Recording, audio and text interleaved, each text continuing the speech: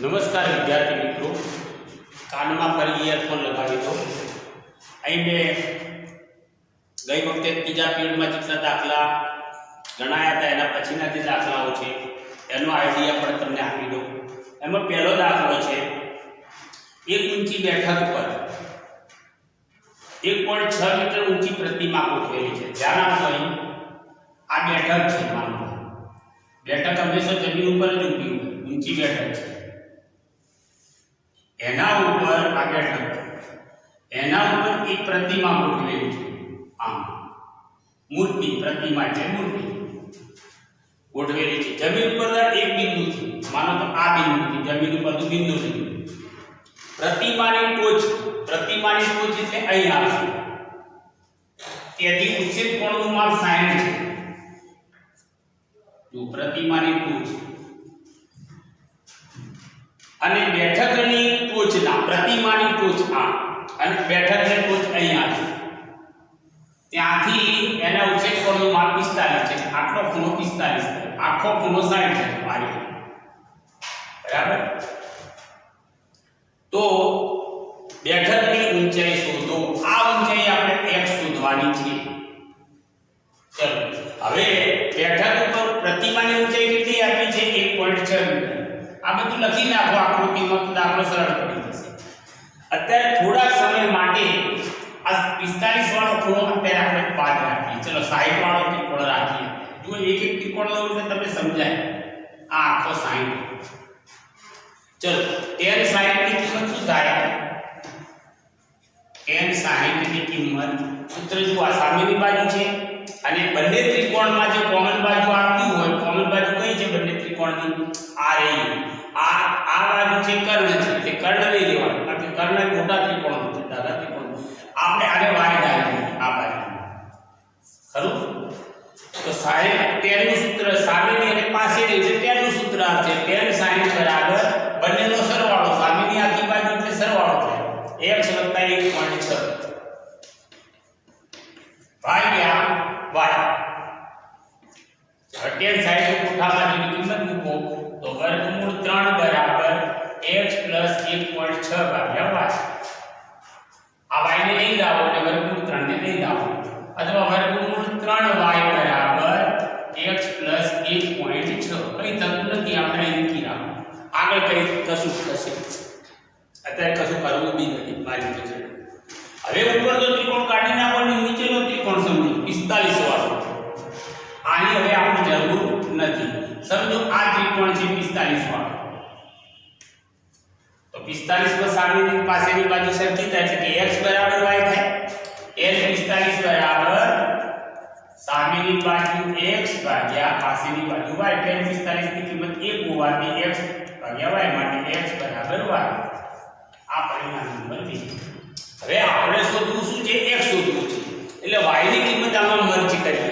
y ની જગ્યાએ પણ x મૂકી દઈએ આમાં. તો આ વર્ગમૂળ 3 ની જોડે જે y છે અહીં, એ y ની જગ્યાએ શું મૂકી દઉં? x મૂકી દઉં. તો વર્ગમૂળ 3x બરાબર શું આવશે? વર્ગમૂળ 3x બરાબર x + 1.6. બસ. હવે આપણે બાકી કોઈની જરૂર નથી, આકૃતિની જરૂર નથી કે કોઈની જરૂર નથી. x ની કિંમત હવે મળી જશે. ખરું? ચલો x ને આ બાજુ લાવો એટલે વર્ગમૂળ 3x - x બરાબર 1.6. બંનેમાંથી x સામાન્ય કાઢો તો વર્ગમૂળ 3 અહીં કશું ના બચે તો 1 બરાબર 1.6. હવે આ આખો કાઉસ પેલી બાજુ લઈ જાઓ, છેદમાં જશે. છેદમાં જાય તો શું થશે? x બરાબર 1.6 છેદમાં વર્ગમૂળ 3 - 1. હવે છેદમાં ન લેવું હોય તો ઉપર અનુબદ્ધ કરણી વડે ગુણી નાખો. વર્ગમૂળ 3 + 1, નીચે પણ વર્ગમૂળ 3 + 1. તો ઉપર શું થશે? x બરાબર 1.6 કાઉસમાં વર્ગમૂળ 3 + 1 છેદમાં જુઓ a - b, a + b એટલે a નો વર્ગ એટલે કે વર્ગમૂળ 3 નો વર્ગ એટલે 3 થશે વર્ગમૂળનો વર્ગ. અને 1 નો વર્ગ 1 જ થશે એટલે છેદમાં 2 આવી, 3 માંથી 1 એટલે છેદમાં કેટલું આવ્યું? 2.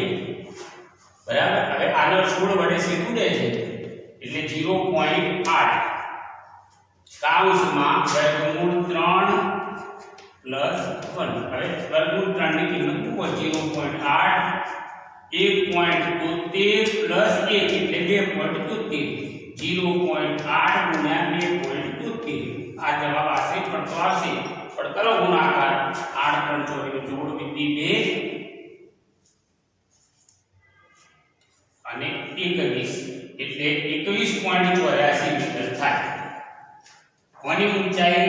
બેઠકની ઊંચાઈ 21.84. ચલો હવે એના પછીનો દાખલો જોઈ લો.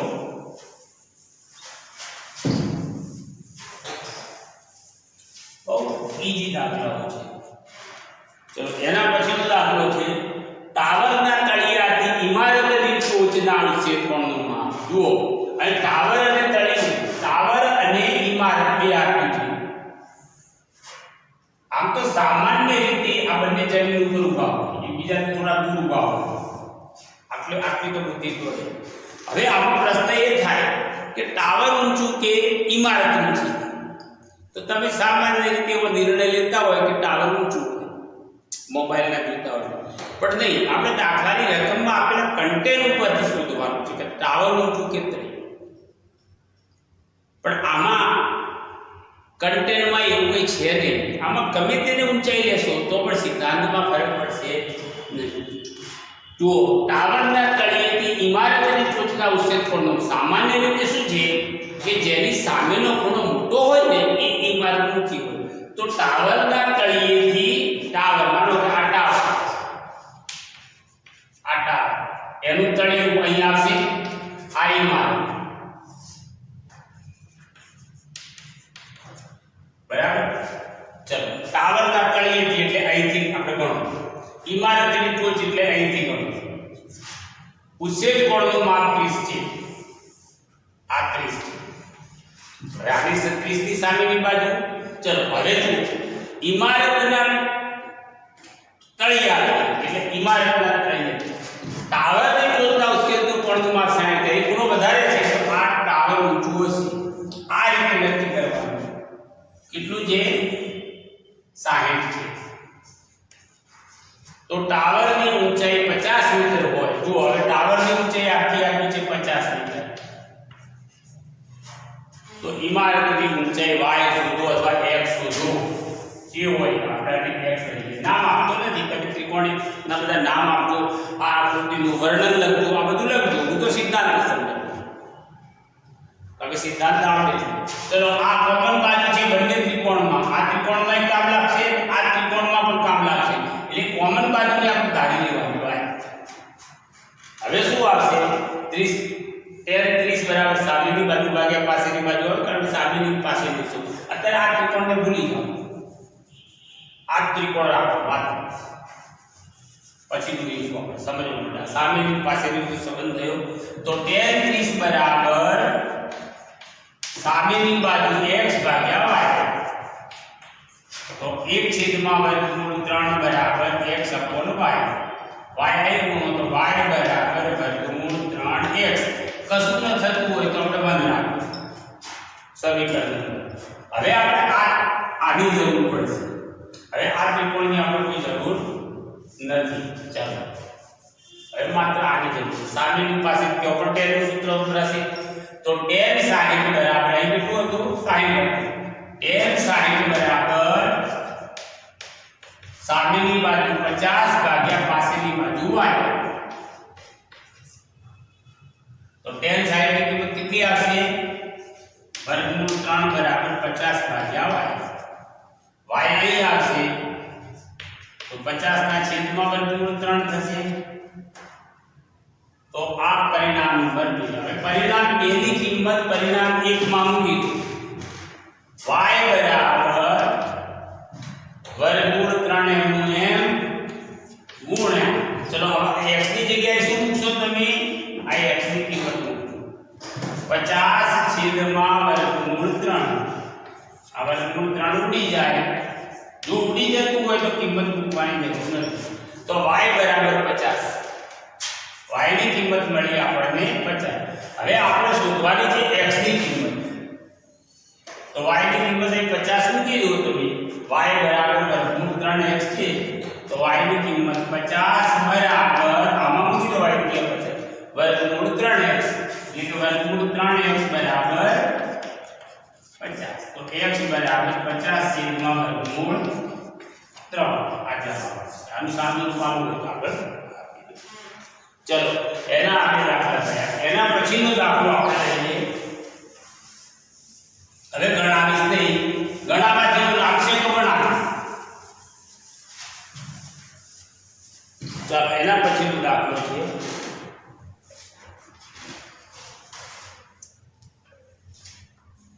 એક 60 મીટર પહોળા માર્ગની બંને બાજુએ સમાન ઊંચાઈના બે સ્તંભ શિરોલંબ સ્થિતિમાં છે જો 60 મીટર પહોળો માર્ગ સમાન ઊંચાઈના બે સ્તંભ છે એટલે બંનેની ઊંચાઈ સરખી ધારજો આને x ધારો તો આને x ધારજો બરાબર સમાન ઊંચાઈના બે સ્તંભ શિરોલંબ છે માર્ગ પર વચ્ચે આવેલા કોઈ બિંદુથી માનો કે અહીં ગમે તે વચ્ચેના ભાગમાં કોઈ બિંદુ આવેલું છે અહીં બિંદુથી સ્તંભની ટોચના બિંદુઓથી બંને સ્તંભની ટોચના ઉચ્છેદ કોણ અનુક્રમે 30 અને 60 છે ચલો આ 60 થાય છે એટલે નજીક હશે ખૂણો મોટો થશે અને માનો કે આ 30 થાય છે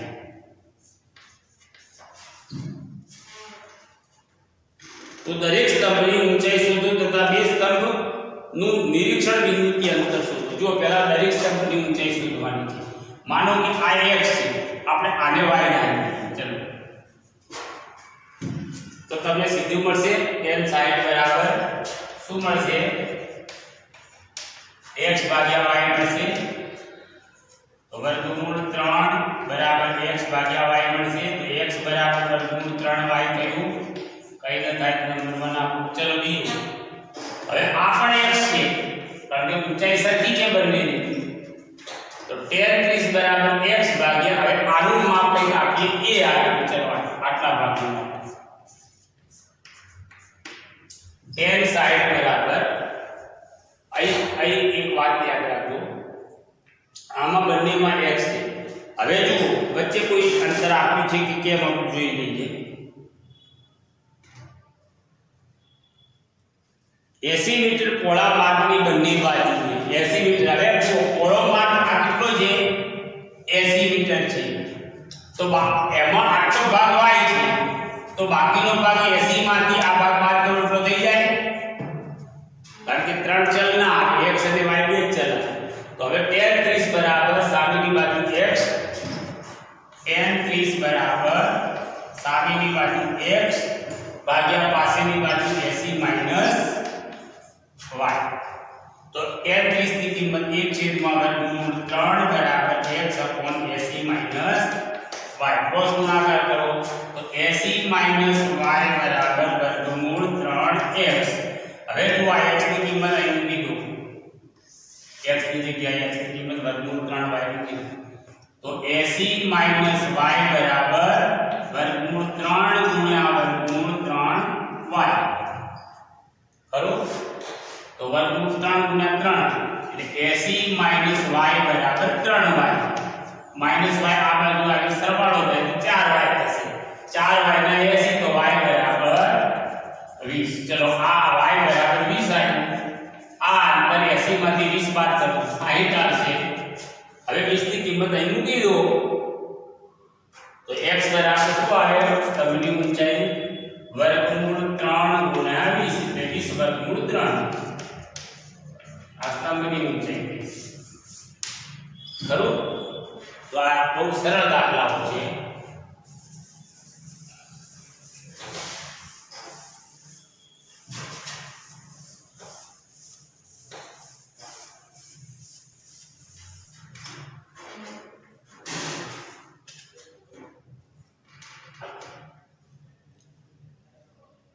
चलो 11 में दाखलो છે નહેરના એક કિનારા પર ટીવી નો ટાવર શિરોલંબ કરવામાં આવે છે નહેરના એક કિનારા નહેર લઈ લો આ ટીવી નો ટાવર શિરોલંબ ઉપર છે એમ સમજીએ ટાવરની સામેના બીજા કિનારા પર રહેલા એક બિંદુથી ટાવરની સામે એક બીજો કિનારા પર આવેલું બિંદુ છે ટાવરની ટોચનો ઉચ્છેદ કોણ 60 છે ટાવરની ટોચનો ઉચ્છેદ કોણ 60 તો ટાવરના તળિયા અને નિરીક્ષણ બિંદુને જોડતા રેખા પર આવેલા અને નિરીક્ષણ બિંદુથી 20 મીટર દૂર, જો નિરીક્ષણ બિંદુ અહીં છે, જોનાર 20 મીટર દૂર બીજું બિંદુ અહીં છે, ત્યાંથી બાજુનો ઉચ્છેદ કોણ માપવામાં આવે. ટાવરના ટોચના ઉચ્છેદ કોણનું માપ 30 છે. જુઓ હવે અહીં તમારી આકૃતિમાં એક ટેકનિકલ ભૂલ થઈ.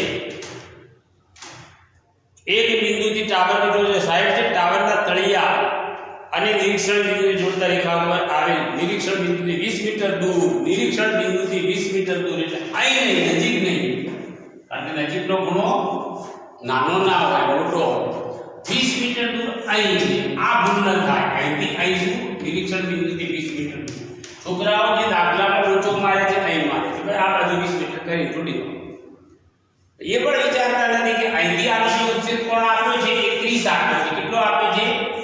30. દૂરનો ખૂણો નાનો હોય, સમજાય? બિંદુ જેમ જેમ દૂર જાય એમ ખૂણો નાનો થતો જાય. હવે શું શોધવાનું છે?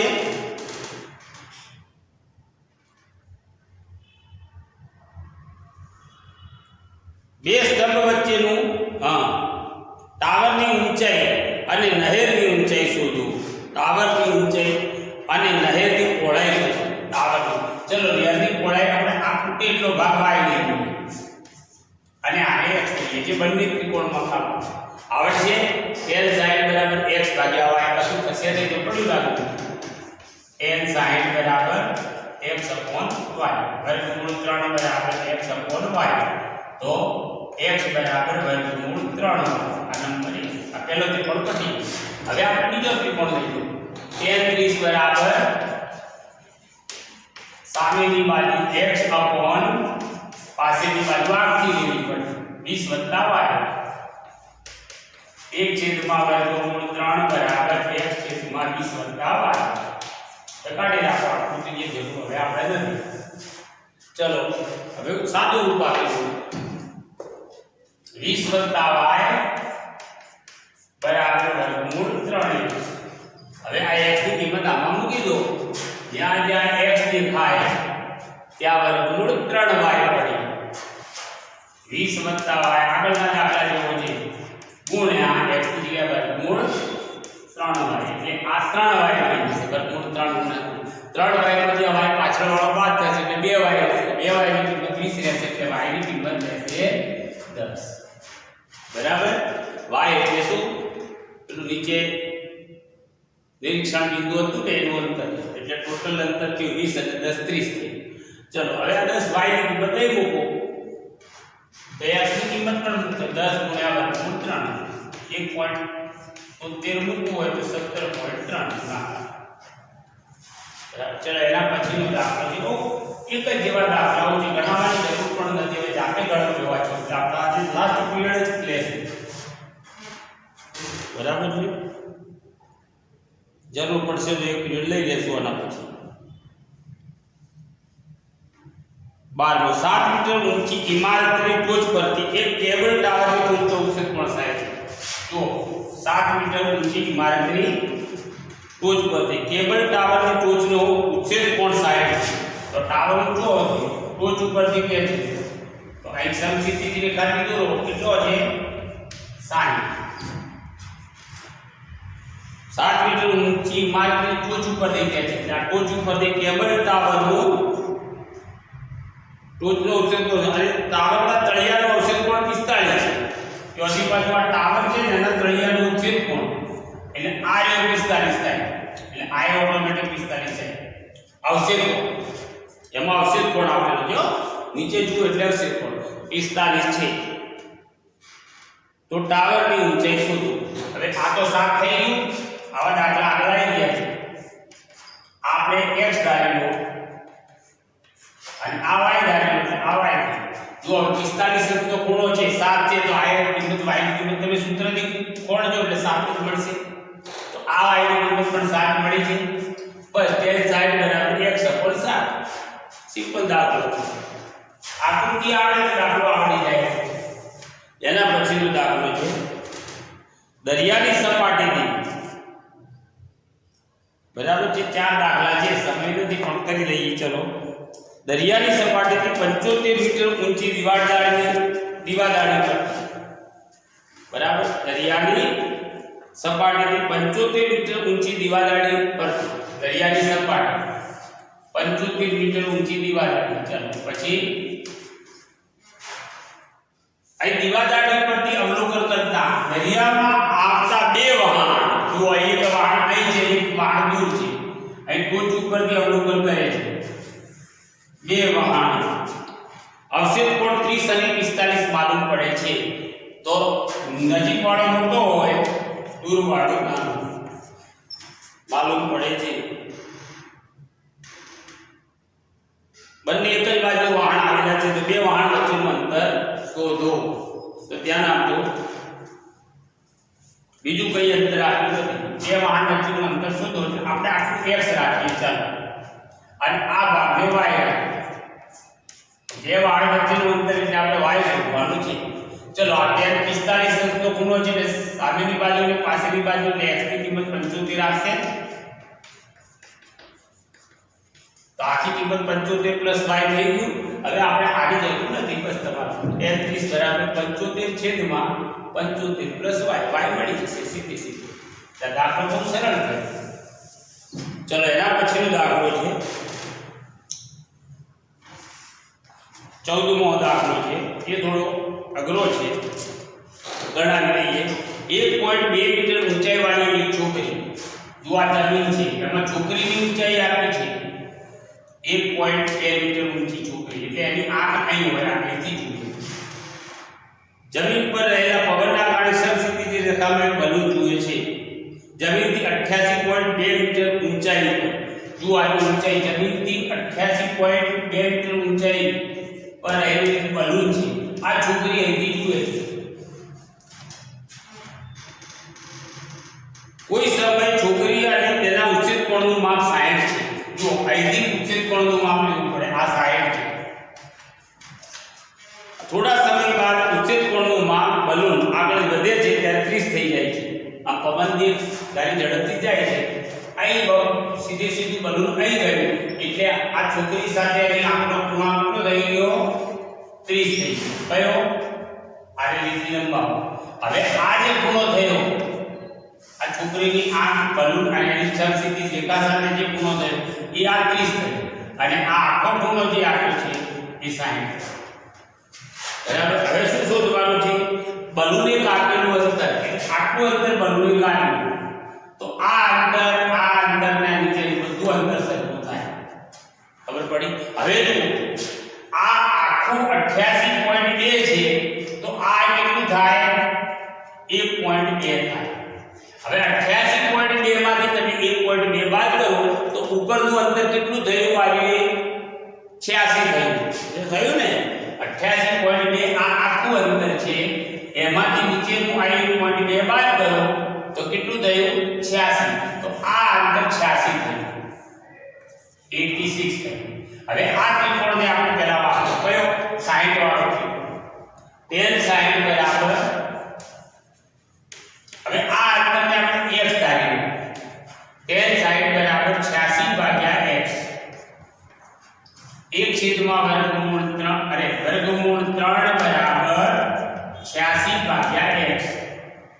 તો x બરાબર 86 અપોન વર્ગમૂળ 3. આ નંબર આવ્યો 1. ચાલો, હવે આપણે પેલો ત્રિકોણ લઈએ. કયો? 30 વાળો. આની જરૂર હવે આપણે નથી, આ 30 વાળો લઈએ, આની પણ જરૂર નથી. ચલો, આ 1.2 છે અને આખામાંથી બાદ કરો એટલે આ 86 થયું. બરાબર. આખો 88 છે, કારણ કે આ બંને ઊંચાઈ સરખી હોય, ખરું કે નહીં? એટલે આપણે એ છે આખું ટોટલ 88 માંથી 1 પોઈન્ટ બાદ કરવાનું 86. હવે આ ત્રિકોણનો 30 વાળો, એ 30 બરાબર સામેની બાજુ 86 ભાગ્યા આ x છે અને આ ભાગને તમે y રાખો, તો x plus y થાય. tan 30 બરાબર 86 છેદમાં x plus y. tan 30 ની કિંમત 1 છેદમાં વર્ગમૂળ 3 બરાબર 86 upon x plus y. તો આ ક્રોસ ગુણાકાર કરો તો x plus y બરાબર વર્ગમૂળ 3 ગુણ્યા 86. ચલો, હવે આકૃતિની જરૂર નથી. આપણે બે વચ્ચેનું અંતર y શોધવાનું છે એટલે કે x અને y બે શોધી નાખવાનું. ચલો તો હવે આ x ની કિંમત અહીં મૂકો તો x ની જગ્યાએ શું મૂકવું 86 વર્ગમૂળ 3 86 છેદમાં વર્ગમૂળ 3 વત્તા y બરાબર 86 વર્ગમૂળ 3 વર્ગમૂળ 3 વડે બધા પદને ગુણો એટલે છેદ નીકળી જશે એટલે 86 પ્લસ વર્ગમૂળ 3y બરાબર 86 ગુણ્યા 3 બરાબર. હવે 86 પાછળ બાદ કરો એટલે વર્ગમૂળ 3y બરાબર 86 વર્ગમૂળ 3 માઈનસ 86 સાદું રૂપ આલો એટલે 86 બાદ કરી દેજો વર્ગમૂળ 3y બરાબર 86 સામાન્ય કાઢો તો વર્ગમૂળ 3 માઈનસ 1 અને આ છેદમાં મૂકી દો બરાબર. છેદમાંથી વર્ગમૂળ 3 કાઢવા તો કાઢી નાખો અને સાદું રૂપ આપી દો. તો આ રીતે જે પ્રકરણના દાખલા એક કે બે બાકી રહી ગયા હોય તો તમે જાતે પ્રયત્ન કરજો. ના આવડે તો મારો ઓનલાઈન સંપર્ક કરજો. એટલે અહીં આપણે કારણ કે એના પછીના દાખલાઓ બિલકુલ આવડે એવા છે બરાબર. ના આવડે તો પછી મારો સંપર્ક ઓનલાઈન કરવાનો. ધન્યવાદ. થેન્ક્સ.